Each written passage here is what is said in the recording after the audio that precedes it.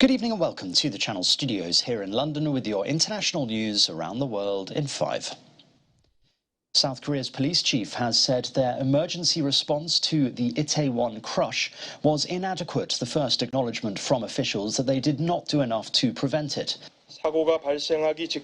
Amid growing calls for accountability, Yoon Hee-kyun said he felt limitless responsibility about public safety over what happened. He vowed a full investigation. Interior Minister Lee Sang-min also apologized for the incident that killed 156 people and injured 152 others. It happened on Saturday night as crowds gathered in an alley in Itaewon, a popular nightlife district in Seoul, to celebrate Halloween without restrictions for the first time since COVID-19. President Vladimir Putin has said Russia is suspending but not ending its participation in a major deal that allows safe passage to vessels carrying Ukraine grain exports. Moscow pulled out of the UN-brokered agreement on Saturday, alleging that Ukraine had used a safety corridor in the Black Sea to attack its fleet. Ukrainian President Volodymyr Zelensky said the deal would be honoured and accused Russia of blackmailing the world with hunger, a claim Russia denies. The UN-led coordination centre said that despite the fallout, 3 vessels loaded with grain left Ukrainian ports on Tuesday. Lorry drivers in Brazil, loyal to President Jair Bolsonaro, have blocked roads across the country after his poll defeat to leftist rival Lula.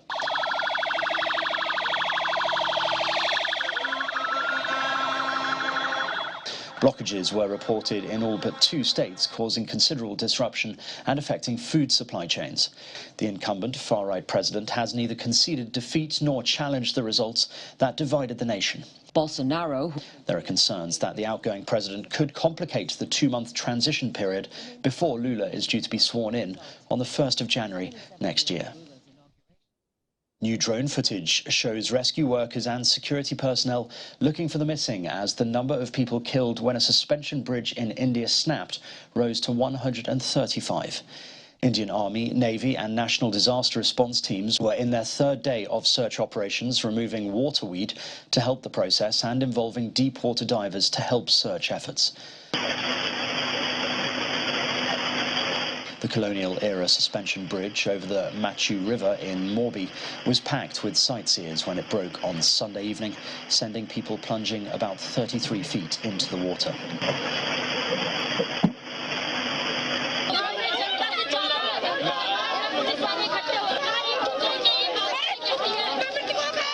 Dozens of protesters have called for the resignation of the Chief Minister of Gujarat on Tuesday. Police arrested 9 people on charges of culpable homicide. Elon Musk has dissolved Twitter's board of directors, cementing his control over the social media platform. The multi-billionaire will be its chief executive after buying the company last week, ending months of back and forth over the $44 billion deal.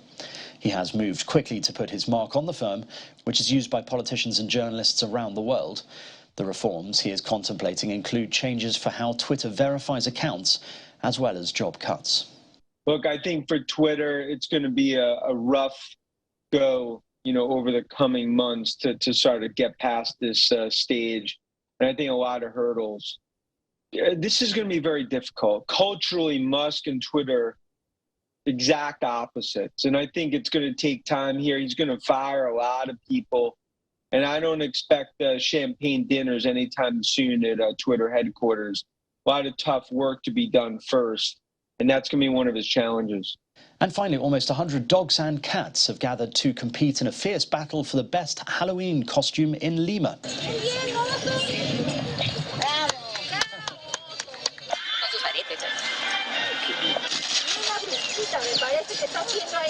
The furry contestants arrived at the event wearing all kinds of costumes. A Batman cat, a witch chihuahua, and a charismatic pit bull dressed as a bee.